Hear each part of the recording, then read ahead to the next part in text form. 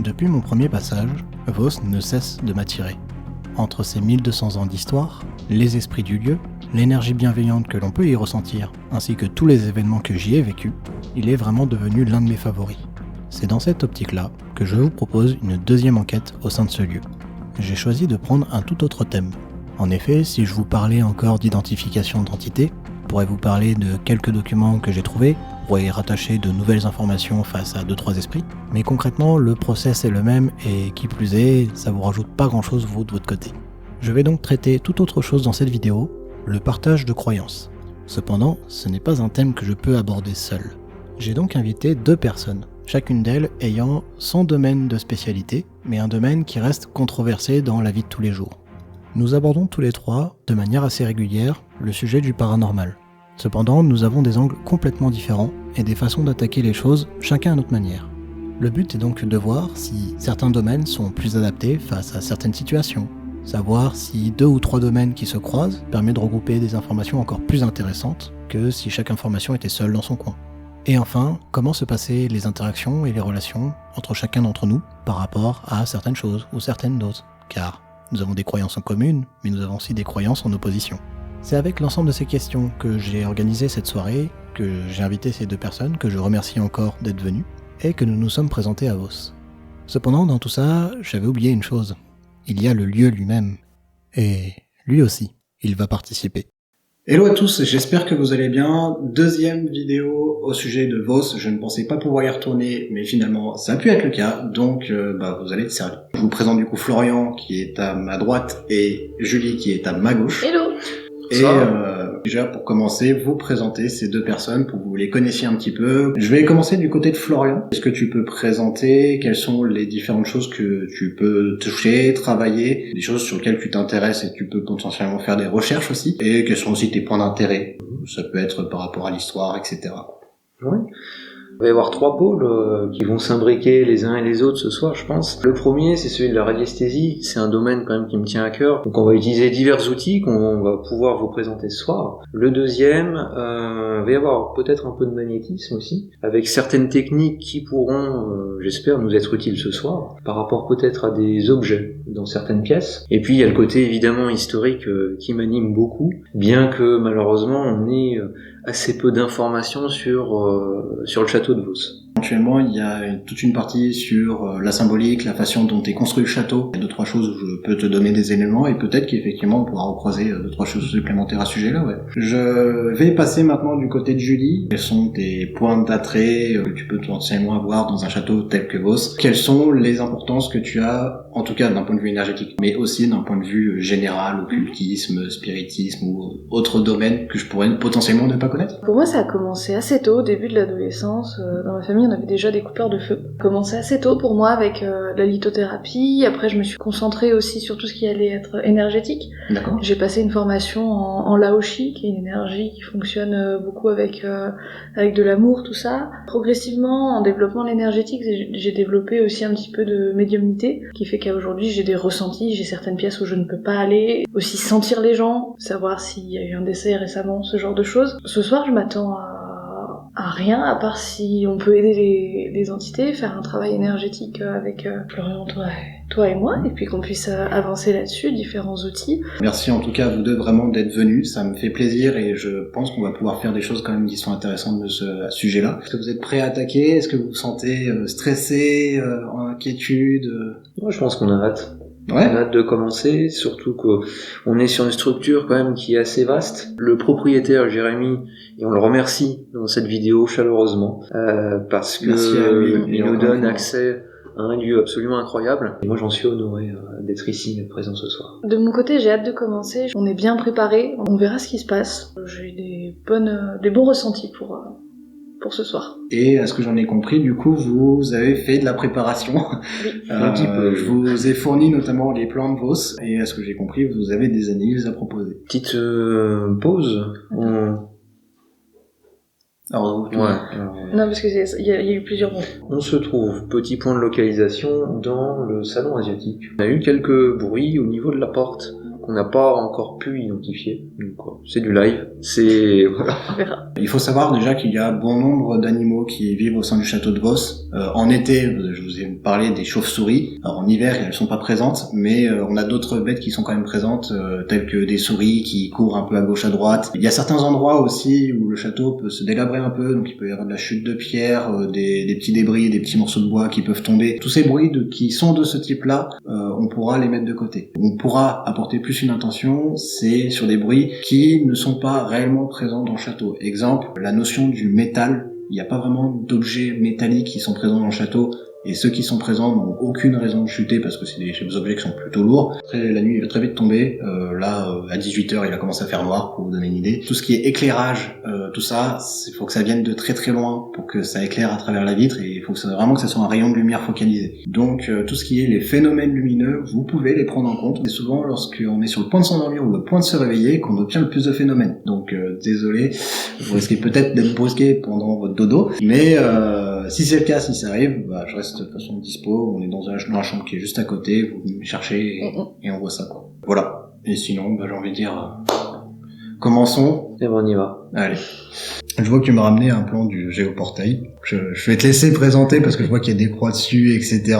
Tu m'as apporté ici ce que tu appelles une analyse de plan, d'un point de vue énergétique. Je suis curieux du coup de savoir comment tu procèdes, quel est l'intérêt. Ça s'appelle de la téléradiesthésie. D'accord. Le but, c'est de prendre un plan. C'est de dire, il y a peut-être un désordre qui est d'ordre énergétique. Pouvoir se dire, allez, peut-être il y a quelques endroits qu'on va pouvoir dégrossir, qui seront peut-être intéressants, d'autres un peu moins. Donc par le plan, on va tester différentes hypothèses. Alors, dans le désordre énergétique, on retrouve plein de choses. Ça va de la faille, cavité souterraine, ruisseau, rivière souterraine. Architectural aussi. Également, ce qui est intéressant en fait, c'est de pouvoir, à distance, il y a peut-être ça, et après, en vérification physique, voir si ça corrobore ou pas. Pour vous donner un exemple concret, cette méthode est utilisée pour les personnes disparues. Le radiesthésiste met son pendule au-dessus d'une carte et cherche à se rendre sensible par rapport à cette personne pour la retrouver. Et là, on va prendre un sujet qui est extrêmement précis, c'est la thématique de l'eau. Donc, on s'est rendu sensible à ces radiations d'eau, le mode, entre guillemets, eau, on peut les appeler de différentes manières. On a défini quelques points où on pensait qu'il pouvait y avoir de l'eau. D'accord. Vous avez fait, en gros, chacun votre étude de la même manière, avec la même méthode, et vous avez fait une analyse sur plan chacun de votre côté, et après vous avez mis ensemble ce que vous avez trouvé. Tout à fait. Voici le résultat. Pour que ça soit plus simple à lire, je vais récupérer les croix et les redispositionner exactement au même endroit sur une vue aérienne. Au lendemain matin, nous avons fait un tour du château avec Jérémy pour voir l'ensemble des points d'eau visibles.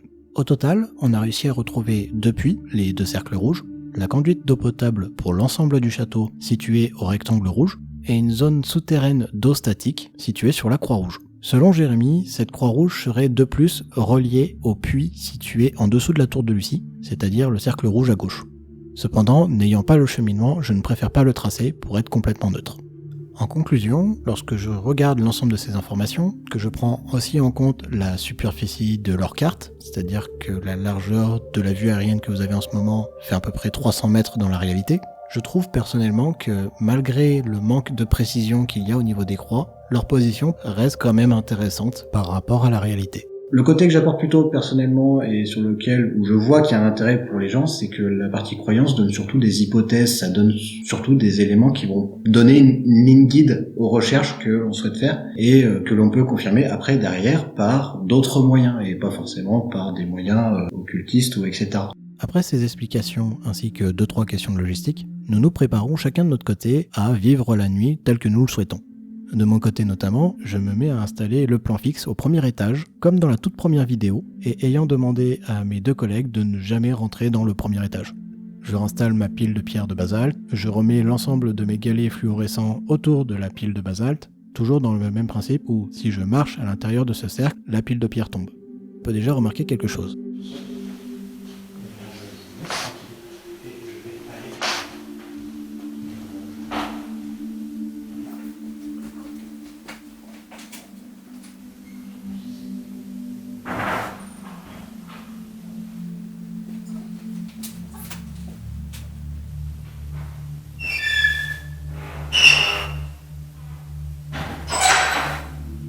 Comme vous avez pu le remarquer, cette fois-ci, le micro fonctionne. Et heureusement, car concrètement, ça a capté 2-3 choses, et ça va me servir aussi pour d'autres moments dans la vidéo. En lien avec ça justement, je vais vous faire écouter un passage où nous montrons simplement les escaliers pour aller chercher du matériel. Cela va vous permettre de vous faire une petite idée de l'intensité du son par rapport à la distance escalier-caméra.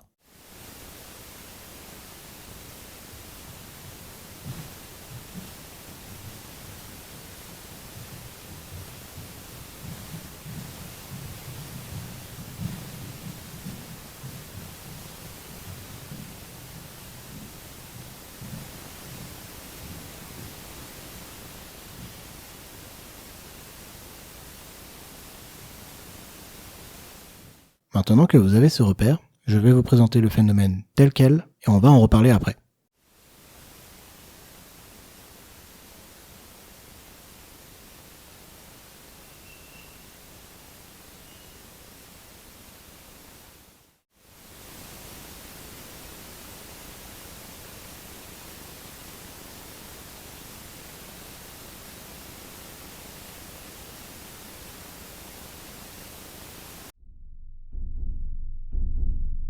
Au petit matin, j'ai tout retrouvé tel quel, la pile de pierre de basalte, l'installation que j'avais pour la caméra, la batterie qui était liée.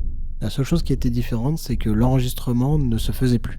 La vidéo s'est coupée à 28 minutes 58, là où le caméscope habituellement fait des vidéos de 30 minutes pleines avant de passer sur un nouveau fichier. Il faut savoir que le caméscope pour ce plan fixe n'est pas le caméscope que j'ai utilisé pendant l'enquête sur Montrognon. Je commence à avoir l'impression que je suis aux nouveaux abonnés sur les coupures d'enregistrement au milieu de nulle part. Quant aux différents sons aigus que l'on entend, je n'ai strictement aucune idée de ce que ça peut être. Et la seule chose que je peux dire d'un point de vue ressenti, pour ceux qui me connaissent, c'est que c'est quelque chose qui n'aurait pas dû se passer.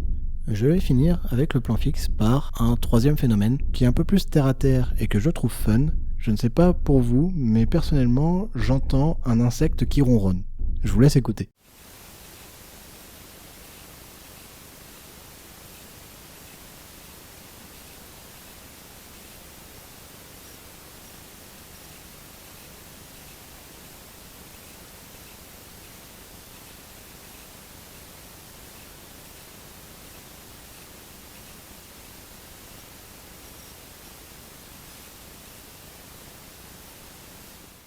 Bien que le bruit est surprenant, dans un premier temps, je me suis dit, bon, c'est probablement un insecte, passons à la suite. Mais en réécoutant ce bruit, en faisant le montage après par la suite, je me suis rendu compte que j'ai accepté par ma croyance que cela était le bruit d'un insecte, sans savoir exactement quel est cet insecte. Je me suis donc posé la question, mais concrètement, face à un fait, comment est-elle acceptée pour chacune de nos croyances, puisque nous avons tous des croyances différentes. Et après un peu de recherche, je me suis rendu compte que la réponse finalement était assez simple. Pour pouvoir remarquer que le fait existe, il faut qu'il y ait au moins une personne qui l'ait perçu. Par exemple, si je n'avais pas remarqué sur ma vidéo qu'il y avait un insecte qui faisait un bruit bizarre, personne n'en aurait conscience. Et dans un deuxième temps, percevoir un fait demande à être interprété. Avec le son bizarre que l'on a entendu, je m'en suis fait une idée pour dire ensuite à quoi ça ressemble. Malheureusement, interpréter un fait possède toujours ses biais, car ça ne dépend uniquement de ce que l'on connaît, de ce que l'on a vécu, ça dépend aussi de ce que l'on met en valeur, etc. C'est pour cela que, pour un même fait, il peut arriver à ce que deux personnes aient une vision complètement contradictoire, alors qu'ils parlent de la même chose. En conclusion de tout ça, si on prend un peu de recul, on peut remarquer que, finalement, savoir la vérité derrière un fait n'est pas si facile que ça. On est obligé d'avoir une démonstration très rigoureuse par une méthode qui est acceptée par un groupe de personnes spécifiques ayant des règles spécifiques, et encore, uniquement les membres de ce groupe vont pouvoir accepter l'idée. Et en d'autres termes, lorsque entre nous parlons de croyance ou de religion, finalement, est-ce que c'est réellement important de savoir si c'est vrai ou si c'est faux ? Est-ce que finalement, ce n'est pas plus intéressant de prendre cette idée telle qu'elle est, mais de la prolonger avec ce que vous souhaitez en faire ? Que ce soit des idées pour votre dessin ou votre récit fictif, que ce soit des expériences de pensée, ou simplement sourire à l'idée d'un insecte qui ronronne. Je vous laisse un petit peu de temps pour y réfléchir, et pour ceux qui sont intéressés à comment nous interprétons les phénomènes, je vous recommande d'aller voir ce qu'est la pensée bayésienne. Je vous mets un lien dans la description. Une fois le plan fixe installé, nous nous mettons tous les trois d'accord pour réaliser une session de communication.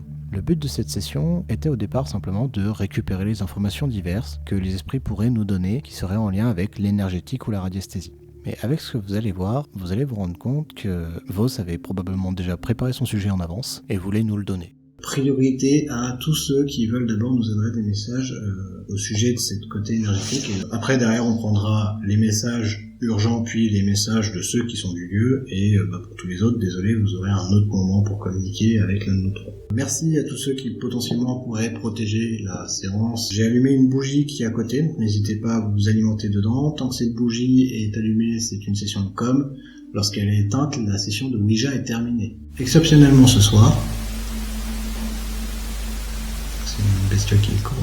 Exceptionnellement pour ce soir, même si la bougie est éteinte, tant qu'on est dans Vos, vous pouvez avoir des interactions avec nous. Ça peut être aussi des coups dans les murs. Il y a une caméra, un plan fixe aussi qui est à l'étage, donc n'hésitez pas à dire s'il y a quelque chose qui va pas avec ça pour vous de votre côté. Je sais pas si vous voulez ajouter des infos supplémentaires par rapport à vous, vos croyances, etc. Non, tu veux. De manière personnelle, voilà, on est là de manière bienveillante, que ce soit au niveau des entités, donc si c'est pas ok pour vous, n'hésitez pas à le dire, comme me dit Morgane. Vous pouvez, je pense, être joueur, tant que c'est dans le respect de chacun, ça y a pas de souci. N'hésitez pas à vous diriger vers le oui pour l'entité qui souhaite communiquer avec nous.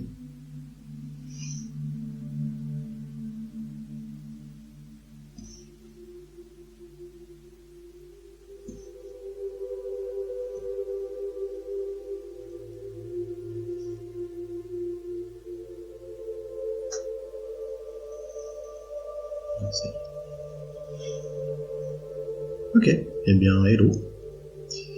Je te laisse te repositionner sur l'étoile à chaque fois pour on te puisse poser la question suivante. Merci en tout cas. Pour commencer, est-ce que tu es une entité ou un esprit que j'ai déjà croisé dans l'un de mes passages précédents à Vos?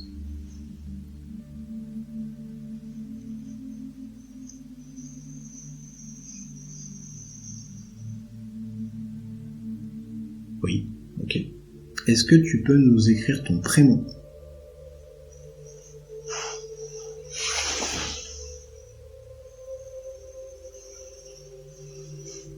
Z.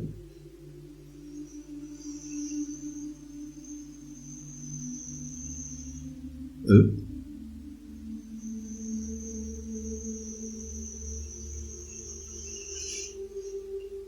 L.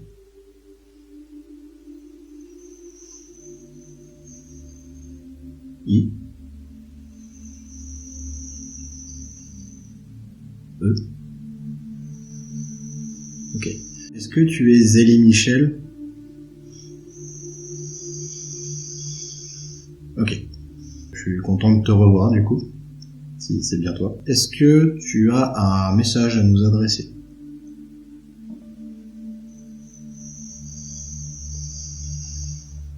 Ok. R.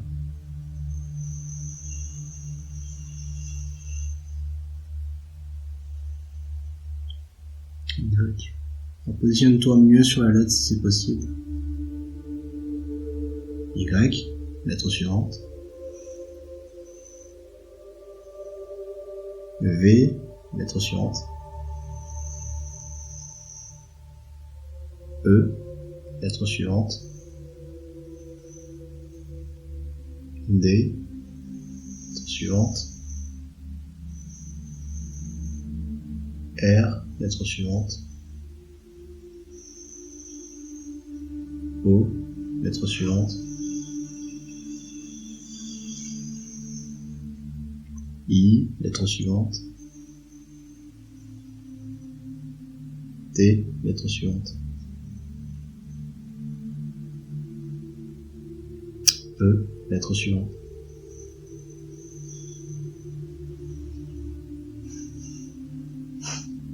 Rive droite avec un Y. Est-ce que tu nous essayes de nous donner un endroit spécifique du château? Qu'est-ce qu'il y a spécifiquement à faire dans l'aile du 19e siècle? De quelle nature est ce problème? Je suis désolé pour vous, depuis le début je pose des questions, mais si jamais il y a des trucs qui me viennent en tête, n'hésitez pas, pas de soucis. J'ai la possibilité de nous préciser un étage, enfin de nous préciser un endroit plus spécifique du 19e. pour régler ce problème. On cherche là surtout un endroit où on peut régler le problème. Pas là où est le problème, là on peut le régler.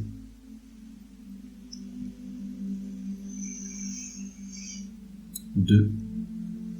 Est-ce que si on se positionne dans la chambre avec l'oreiller et la couette orange, à partir de là, on peut régler ce problème énergétique. L'endroit, on est ok. Par contre, assainir, il va nous falloir des précisions supplémentaires sur comment assainir. Et ce que vous voulez qu'on fasse là-bas. T. Je sens un truc con. Je l'ai. R. Mystère. Bon, ok. Si vous savez pas par quel moyen on peut résoudre ça, est-ce que vous pouvez au moins nous décrire quel est le problème énergétique, et peut-être qu'à partir de ça, on aura une idée de comment l'assigner. J'ai strictement aucune idée de... Déjà, j'ai pas un gros contexte de la cheminée, je sais pas vous, mais je sais encore moins comment la délier. Sur la détection, c'est vrai que ça reste une donnée quand même qui est assez précise. C'est un travail qu'on doit faire tous les trois. Bon, c'est la première fois qu'on me répond comme ça, quand même. On veut bien, mais il va nous falloir qu'on arrive à déterminer au moins une façon de faire. On peut jouer avec de l'énergétique. Tout ce qui est la partie physique, ça va être compliqué. On va pas se mettre à déménager ou à reconstruire des murs ou voilà. On peut jouer sur l'énergétique. On a le levier de la prière aussi. Même si on peut pas régler la cause principale, on peut peut-être aussi régler les problèmes qu'il y a entre les esprits qui découlent de ce problème énergétique. On a fait le tour. Est-ce que parmi tout ce qu'on a cité déjà, vous voyez un truc qui pourrait aider? Parmi l'ensemble des moyens qu'on a cités, combien vous en avez vu qui pourraient servir? Est-ce que vous pouvez me citer les deux? Les enfants du bruit du chauve-souris. Bon, voilà, c'est pas que des chauves-souris, voilà, Il y a du rongeur. Il y a du rongeur qui se balade dans le château. D. Quel type d'énergie vous avez besoin? Comment t'amènes de l'astral? Comment on apporte de l'énergie astrale? Si vous voulez, je peux vous apporter un verre d'eau, ça encore, voilà, mais l'énergie astrale, et je pense pas qu'à partir d'un verre d'eau, vous allez pouvoir faire grand chose, quoique, si peut-être, est-ce que vous pouvez parler peut-être en un cumul de mots que l'on comprendra, par exemple, magnétisme, énergie spirituelle, on peut parler d'égrégore, on peut parler de notions de ce style-là. Égrégore, magnétique et spirituel.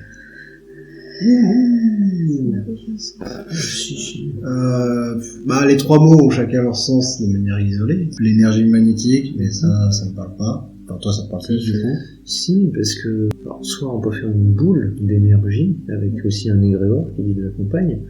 On peut également se tenir par la main, à trois, pour faire monter une certaine énergie qui va se transformer Tu rajoutes des champs en magnétisme. Je mets des guillemets là-dessus parce que je suis pas trop non plus ce que c'est. Mais si on apporte une égrégore magnétique spirituelle, ça vous apportera des matières premières qui sont manquantes. Et est-ce que ça vous apporte à propos les seules matières manquantes qui vous permettront après de faire le reste? Oui. Zélie, est-ce qu'il y a besoin de champs? Est-ce que, en tout cas, par contre, avec l'ensemble des ingrédients qu'on a cités, ça suffira pour y mettre assez d'énergie, pour y mettre assez d'égrégore spirituel et magnétique?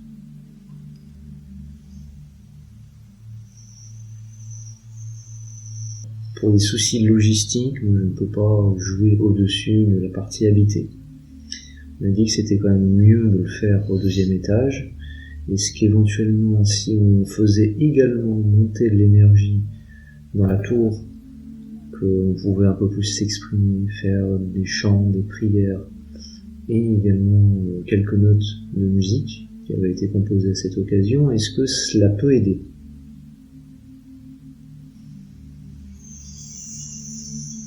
Oh. Alors BN, on sait jamais. Est-ce que c'est toujours Zélie avec qui on est en train d'échanger? Ok. J'ai l'impression que l'énergie avait changé. De toute façon, après, J.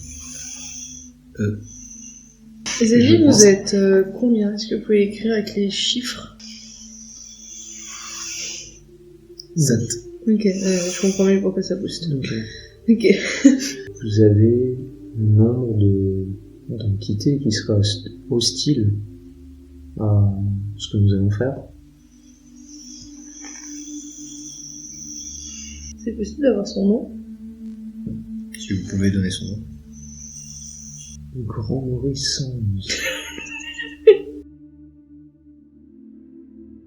C'est dit sur un ton ironique, est-ce que j'en ai compris aussi. Et c'est vrai que c'est un truc qui me manque sur ma planche Ouija et que je regrette. Je n'ai pas de point d'exclamation. Ah. Le Grand Maurice, 3 points d'exclamation, et c'est le ressenti que j'ai. Est-ce que c'est possible d'avoir le degré de dangerosité? Faut préciser du l'échelle. Grand Maurice, de 1 à 10.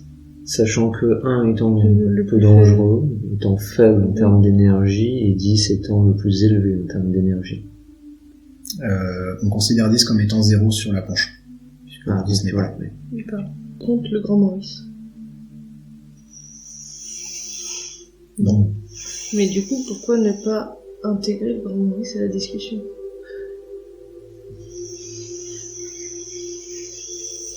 Non, Et... je veux savoir. Et faut que j'arrête une question. Non, vas-y, non, c'est pas... Non, parce que là, ils vivent tous ensemble quand même d'une certaine manière. Ouais. Et si là ils vont contre la vie, c'est comme quand t'es dans une copropriété, c'est bien d'avoir l'accord de tout le monde. Là, le Grand Maurice...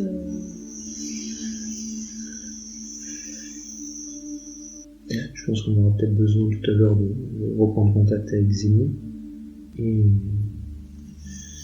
les autres, voilà, pour éventuellement réajuster, voir si le job est bien fait. Un petit soleil. C'est quoi, c'est un smiley? Alors, le soleil, sur une planche de Ouija, peut avoir plusieurs significations en fonction des gens, des croyances, etc. Il y a soleil, lune, qui associe plutôt comme étant bonheur, malheur. Il y en a d'autres qui associent réellement à l'énergie solaire et l'énergie lunaire aussi. Et t'as aussi le lien content, pas content, Ok. j'aime pas.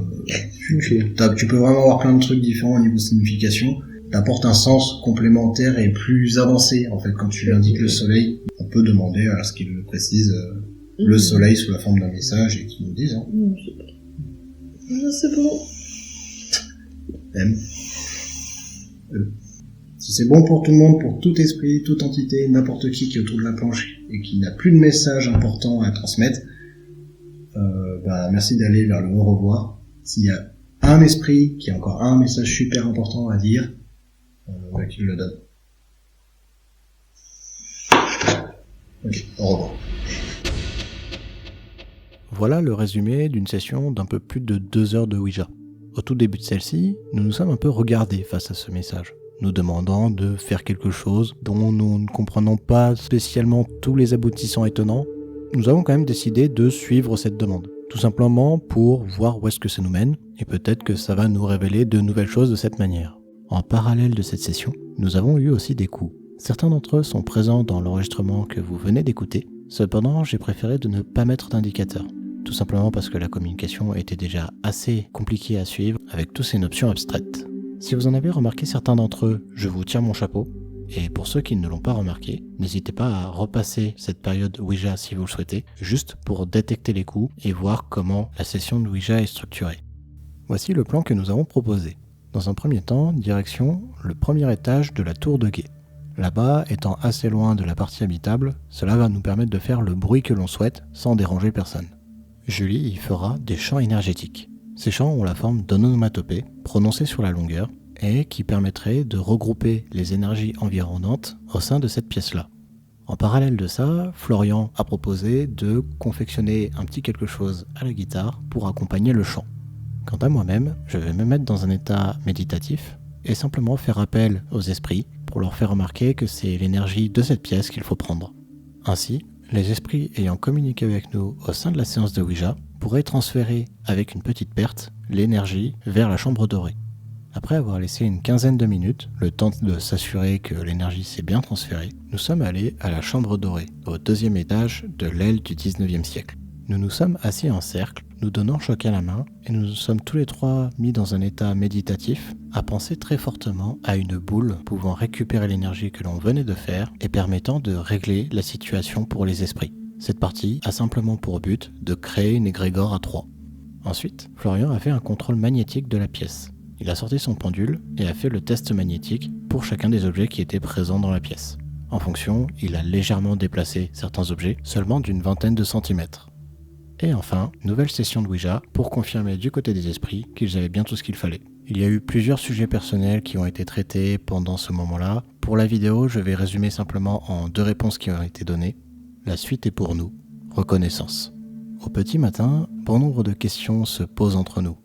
Est-ce que ce que nous avons fait a réellement un sens ? Si c'était réellement le cas, est-ce que les esprits du lieu ont pu continuer et atteindre leur but ? Qu'est-ce que la partie énergétique a aidé ? Qu'est-ce que la partie magnétique a aidé ? Qu'est-ce que le côté spirituel a aidé ? Y a-t-il réellement un sens dans tout ce qu'on a fait ? Et au final, à toutes ces questions, nous sommes arrivés à la réponse commune qui finalement a tout tranché. Florian s'est fait plaisir à jouer de la guitare. Du côté de Julie, elle est contente d'avoir fait de nouvelles expériences de pensée au sujet de l'énergétique et surtout de toutes les pièces très variées et très différentes au sein du château de Vos.